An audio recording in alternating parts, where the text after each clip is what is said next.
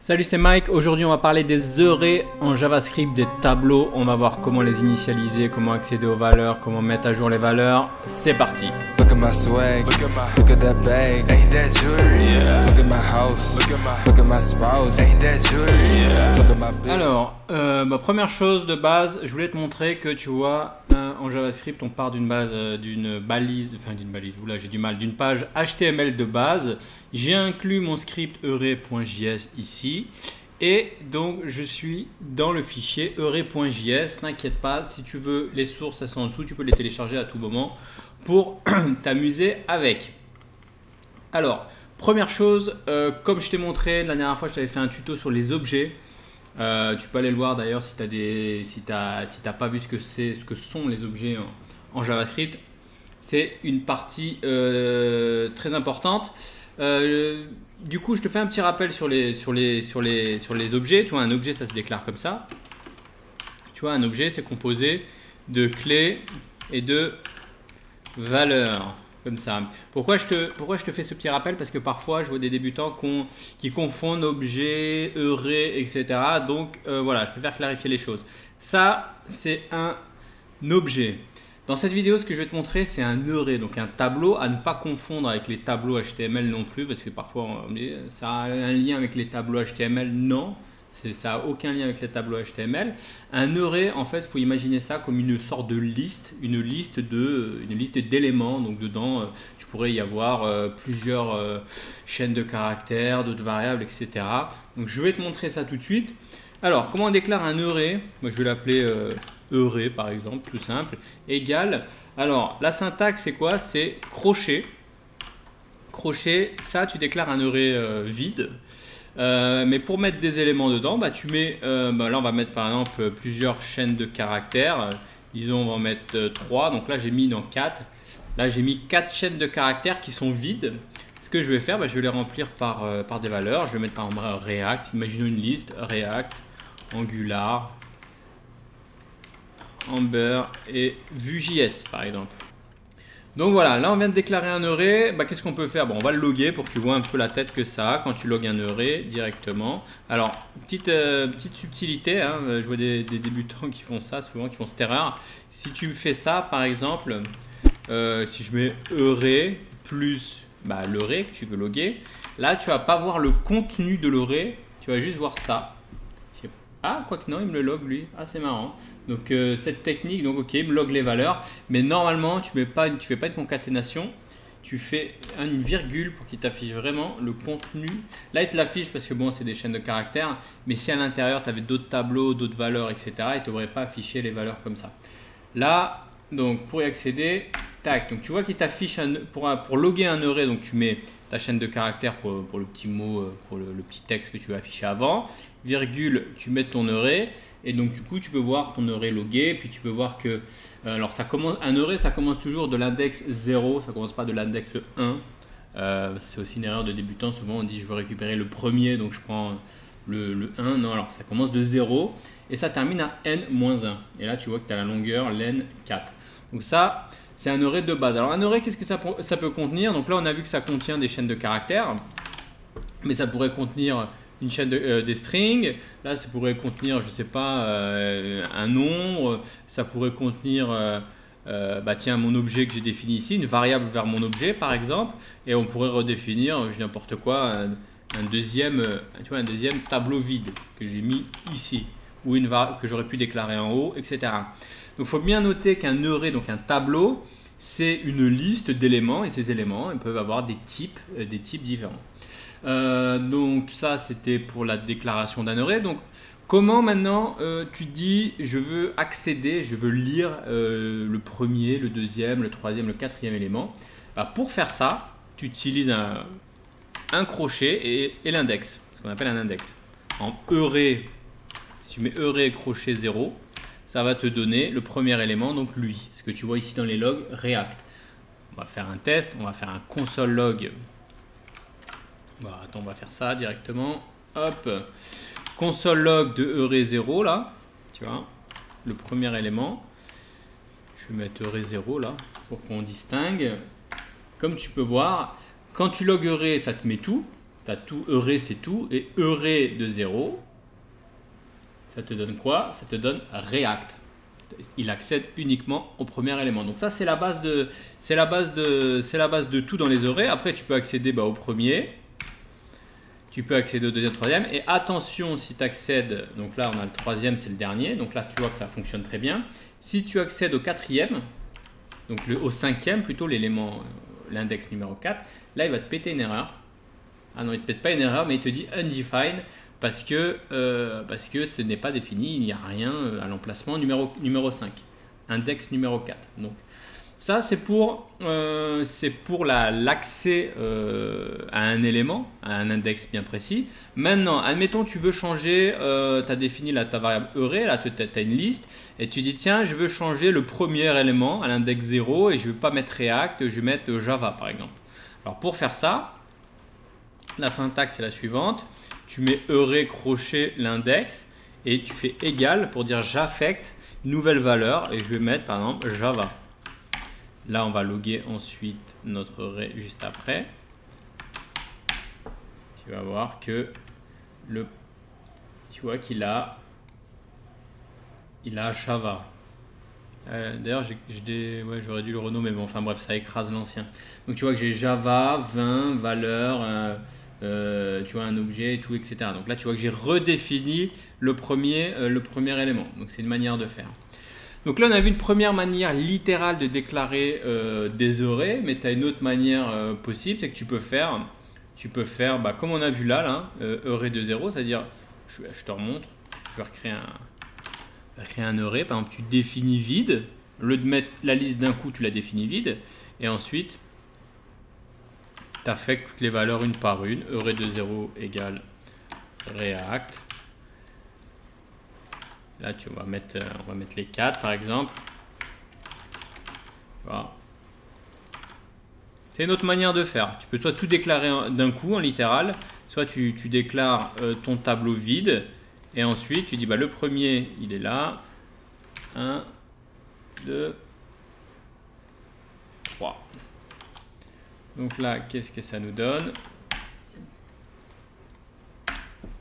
Tu vois bien que ça nous a ajouté nos 4 éléments de la même manière. Donc ça revient au même. C'est une manière de déclarer. Et tu pourrais aussi faire une autre chose qui est possible à la place de déclarer comme ça. Donc c'est moins recommandé, mais bon, c'est possible. C'est de faire un new array. Ça va te créer en fait un array, simplement. Donc ça, c'est 3 manières différentes de déclarer un array, d'accéder à un élément, à un index particulier, 0, 1, 2, 3. Et une autre manière donc de modifier une valeur dans un index précis. Donc là on a vu en gros un getter, un setter. Maintenant, donc ça c'est pour les bases des arrays. Une chose qui est importante, c'est qu'un array c'est un objet. D'ailleurs si tu fais attention parce que si tu fais attends, c'est pas ça que je voulais voir. Si tu fais console log, là on a un objet. Si je fais console log obj et si je mets type of object, il va me retourner type of. En fait, je sais pas si tu connais, ça permet de te retourner le type, si c'est un number, une string ou un objet, etc. Si tu fais type of d'un objet, il te dit c'est object. Type of object, c'est object. Maintenant, si tu fais, là il faut faire très attention. Maintenant, si tu fais type of de l'array là, ici. Je vais le mettre ici, type of de l'array, il ne te met pas un array, il te met un object parce qu'en JavaScript, tu as les types primitifs et tu as tous les autres types qui sont des objects. Donc attention à cette petite subtilité, il y a beaucoup de personnes qui se trompent avec ça. Alors si tu veux détecter que c'est un array, bon, c'est une petite parenthèse dans ce petit tuto sur les arrays, tu dois utiliser de mémoire, alors je ne sais pas si ça marche, mais normalement, tu mets array instance of array le grand A là, et ça doit te retourner true. Ça c'est pour vérifier s'il est bien, tu vois. Ça permet de dire est-ce que cette variable array est une instance, c'est-à-dire est de type array ici.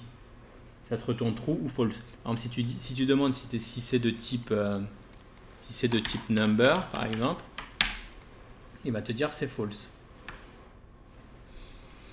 Donc ça, c'était, voilà, c'est la petite subtilité. Attention, le type of array, c'est pas comme type of object qui va te retourner object. Un type of array, ça va pas te retourner un array. Voilà pour les bases de la déclaration des arrays des tableaux. Maintenant, ce qu'il faut savoir, c'est qu'il y a plein de petites fonctions intéressantes qui sont associées à l'array. Je vais commencer par la première. C'est une fonction qui te permet d'ajouter à la file comme ça des éléments dans ton tableau. C'est la fonction push. Alors on va reprendre un array par exemple comme ça. Je vais l'appeler array2 pour pas embrouiller. Donc je vais le déclarer plutôt classiquement, on va dire comme ça. Voilà, donc là j'ai déclaré un array2. Et au lieu de déclarer comme on a fait ici, de dire à l'index 0, 1, 2, 3, tu pourrais faire directement array.push. Voilà. Et là, tu mets React. Je vais copier-coller, c'est plus rapide. Je vais monter un peu. Donc React. Oula, j'ai du mal ce matin ou quoi là? Qu'est-ce qui se passe? Voilà. React. 2, 3. Donc là, je mets mes 4 valeurs. Angular. Amber et Vue. L'intérêt de cette méthode, de cette technique, c'est que tu n'es pas obligé de te préoccuper de l'index, de dire attends, alors là j'en ai 6, alors je vais ajouter le 7e par exemple. Tu ne te prends pas la tête, tu appelles push, c'est-à-dire il se débrouille, il ajoute à la fin de l'élément. Tu vois, ça revient à faire ça revient à la même chose que ça, sauf que tu ne te prends pas la tête avec les index. Donc c'est assez utilisé, il faut connaître ça. Une autre fonction qui est intéressante, attends, d'ailleurs on va loguer, ce qu'on va faire, on va loguer l'array2. Comme ça on voit bien à chaque fois ce qui se passe. Je vais l'appeler array2 et je vais le mettre ici, je vais le loguer. Voilà. Pour pas qu'on confonde avec le reste. Donc j'ai bien mon array2, j'ai toutes mes valeurs. J'ai fait un push, donc ça les a ajoutés les uns à la suite des autres. Ça ajoute toujours à la fin en dernier élément, c'est-à-dire que l'Angular il est toujours ajouté après React, Amber après Angular, etc. etc. Ça s'empile. Il y a une autre méthode qui est intéressante, c'est la méthode donc pop qui permet de supprimer toujours le dernier élément. Donc on va tester ça. Si je fais un array.pop,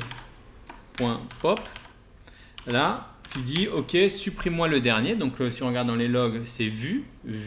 Normalement, il va supprimer vue. Une fois que je vais loguer, alors je vais loguer, je vais mettre après push. Et là, je vais mettre après pop pour qu'on voit bien dans les logs avant-après. Qu'est-ce que ça nous donne? Donc, tu vois qu'au début, après push, donc on a nos quatre valeurs. Après pop, tu vois qu'on a supprimé le dernier élément du tableau, donc le vue, il a disparu. Tu n'as pas besoin de te préoccuper de l'index, tu n'as pas besoin de dire le dernier, je le supprime, etc. Non, tu appelles la méthode pop. Autre méthode qui est intéressante, autre fonction qui est intéressante, alors parfois j'utilise le terme méthode, fonction, mais ça revient à peu près à la même chose. Donc autre fonction qui est intéressante, c'est la fonction shift. Alors la fonction shift, elle fait l'inverse de pop, enfin pas l'inverse de pop, c'est là où pop enlève le dernier élément. La fonction shift, elle enlève le premier élément. Donc on va tester ça tout de suite. Bon, je vais reprendre ça. Donc ça s'écrit comme ça, shift. Hop, je vais mettre après shift. Donc là on va voir quoi? Que ça va supprimer. Tu vois, au début, on avait notre liste de 4 éléments. Ensuite, avec le pop, on a supprimé le dernier élément vue. Et ensuite, avec le shift, on a supprimé le premier élément React. Et donc, pourquoi la fonction s'appelle shift et pas delete ou je sais pas quoi? C'est parce que shift, ça veut dire glisser, déplacer. En fait, avant qu'il y ait ces fonctions, si tu voulais supprimer le premier élément, tu accédais au premier élément et puis tu le supprimais, tu le mettais à nul, etc. mais tes éléments dans le tableau, ils n'étaient pas décalés. Ça veut dire que, tu vois, Angular, il restait en deuxième. Avec la méthode Shift, ce qu'il fait, c'est qu'il supprime le premier élément et il décale Angular, qui était au niveau 2, à l'index numéro 2, a été décalé à l'index numéro 0. Enfin, qui était à l'index numéro 1 a été décalé à l'index numéro 0, etc. pour Ember, tu vois. Du coup, ça t'évite d'avoir à traiter tous ces index et tout redécaler à la main. Donc, c'est quand même très utile. Et tu as une autre manière qui s'appelle unshift. C'est un peu la fonction inverse. Du coup, c'est pas une fonction qui supprime quelque chose. C'est une fonction qui t'ajoute. Alors, par exemple, admettons, je vais ajouter un autre. Je vais l'appeler, je sais pas moi, je vais l'appeler React, par exemple. Hop. Ça veut dire quoi? Ça veut dire que je vais ajouter React, donc je vais ajouter un élément au début du tableau, donc ici, à l'emplacement 0, là où il y a Angular, mais je ne vais pas écraser Angular, je vais tout décaler et insérer React en premier, et ça va décaler les autres éléments. Je vais te montrer ça tout de suite. Donc tu vois, hop, on a inséré, c'est une sorte d'insertion, on a inséré React en premier, et on a décalé tous les éléments. Je pourrais te refaire un exemple et je pourrais te reprendre aussi un dernier exemple avec push. Voilà, je te refais un petit push qui lui push ajoute à la fin. Donc je vais faire un push de quoi? Faire un push de, allez disons, je vais prendre vue, je vais ajouter vue, j'avais viré vue, je vais rajouter vue par exemple. Voilà. Et là je vais reloguer après push. Et normalement on devrait se retrouver avec une liste identique à la liste de départ. Je sais pas si tu vois, on en a 4 éléments. Donc pour reprendre, on a pushé 4 fois, donc 4 éléments dans notre liste. 1, 2, 3, 4. Ensuite, on a utilisé pop pour supprimer le dernier élément. Ensuite, on a utilisé shift pour supprimer le premier élément et décaler la liste. Ensuite, on a utilisé unshift pour rajouter React en premier et décaler les éléments. Et à la fin, pour se retrouver dans le même état, on a utilisé push pour ajouter Vue.js en dernier élément. Donc tu vois qu'avec ces 4 méthodes, ces 4 fonctions de l'array, tu manipules pas tout, mais quasiment tu peux faire tout ce que tu veux avec les arrays. Donc je t'invite vraiment, si tu es intéressé à faire du JavaScript, à apprendre ça, à savoir manipuler ça. Ça doit être une évidence en quelque sorte d'utiliser ces 4 fonctions de l'array et ces manières de déclarer, d'accéder, etc. À tous les éléments du tableau. Donc ça, c'était pour les bases. Après, si tu veux aller plus loin, y a une manière de boucler, on va dire de faire une boucle. Donc pour boucler sur ton tableau. Donc ça, c'est une classique boucle for. Donc var, tu initialises une variable i égale 0. Ensuite, deuxième instruction, c'est tu dis la condition. Donc tant que i inférieur à quoi? À la longueur du tableau. On va dire par exemple array2.len, tu vois, il te le propose. Et qu'est-ce que je fais? Ensuite, l'incrémentation. Voilà. Donc là, qu'est-ce que cette boucle va faire? Elle va parcourir chaque élément du tableau.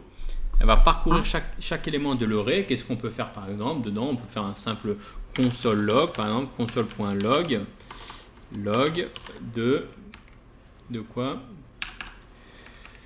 Qu'est-ce que je voulais? Ouais, je voulais mettre donc array2 à l'index plus i. Et je vais mettre une valeur val plus la valeur, par exemple. Et là, tu vois que pour accéder, tu vois au début, la boucle elle va être à 0. Donc, je mets le i va être à 0. Donc, ça veut dire que je vais accéder au premier élément, 0. Puis après, il va valoir 1, 2, 3, etc.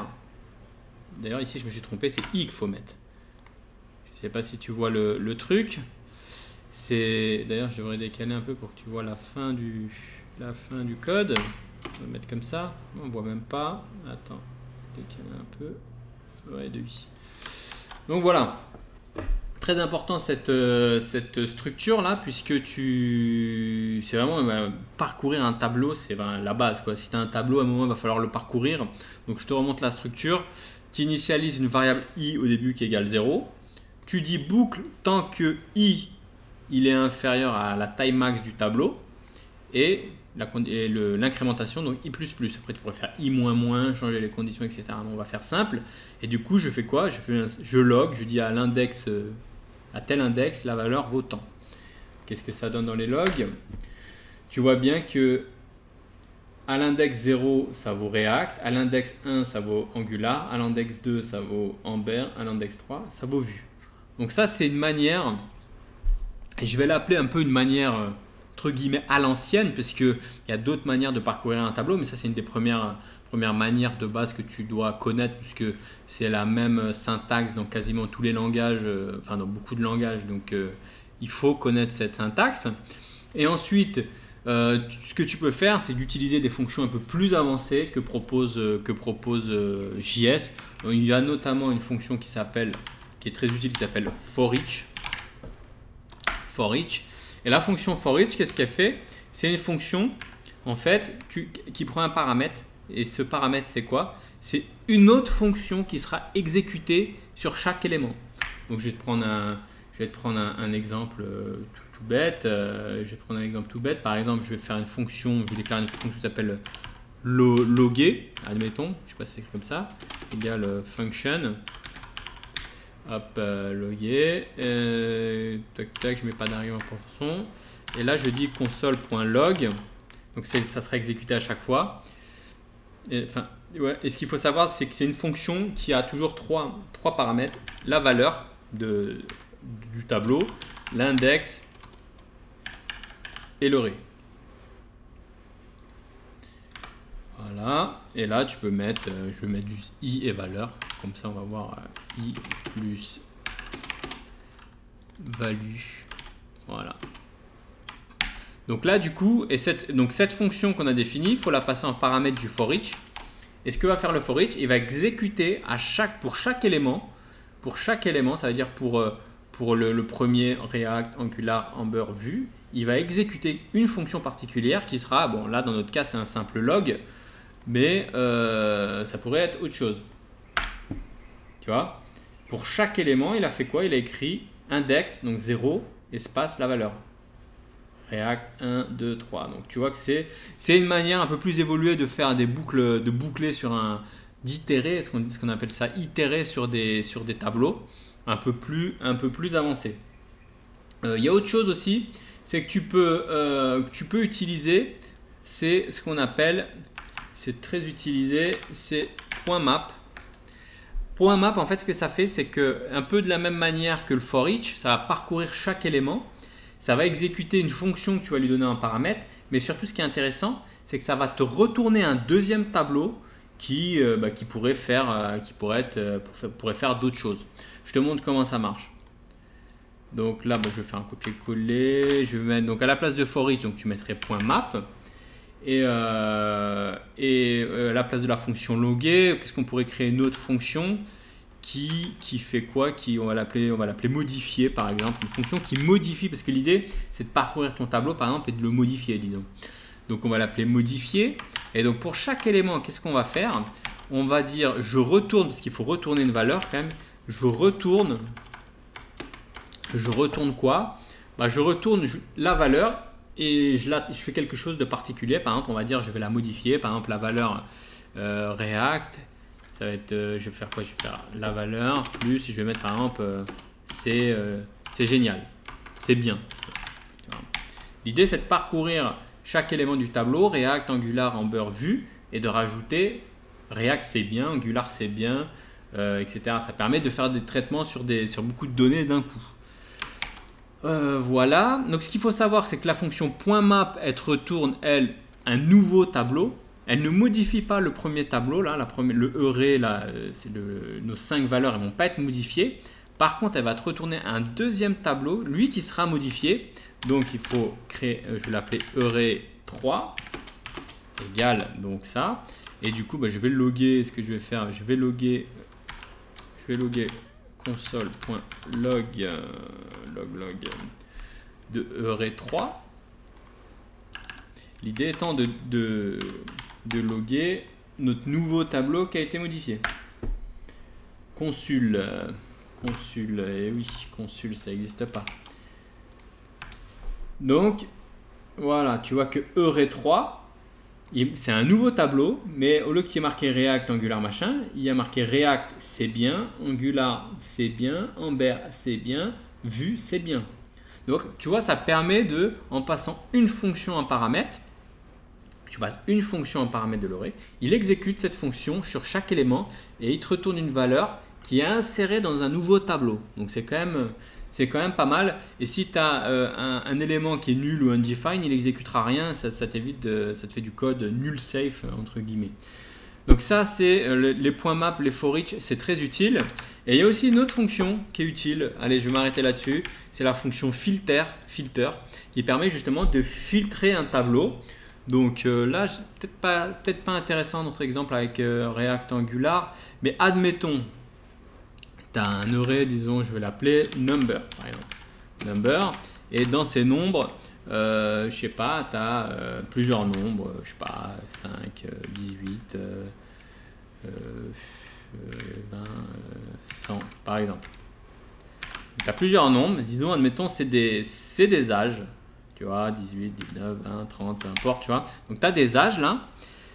Et tu te dis, ok, mais là, bon, il n'y en a que 5, mais tu te dis, je pourrais en avoir beaucoup. Et tu te dis, mais comment je peux filtrer cette liste? C'est-à-dire, filtrer, c'est-à-dire avoir un sous-ensemble, une autre liste filtrée en supprimant des éléments, par exemple, en appliquant une fonction. Alors, pour ça, tu utilises, donc je vais l'appeler number avec un S, tu utilises la fonction filter, filter comme ça, et là tu lui passes en paramètre une fonction qui permet de faire le filtre. Par exemple, ça pourrait être quoi, ça pourrait être je vais l'appeler je sais pas moi, je vais l'appeler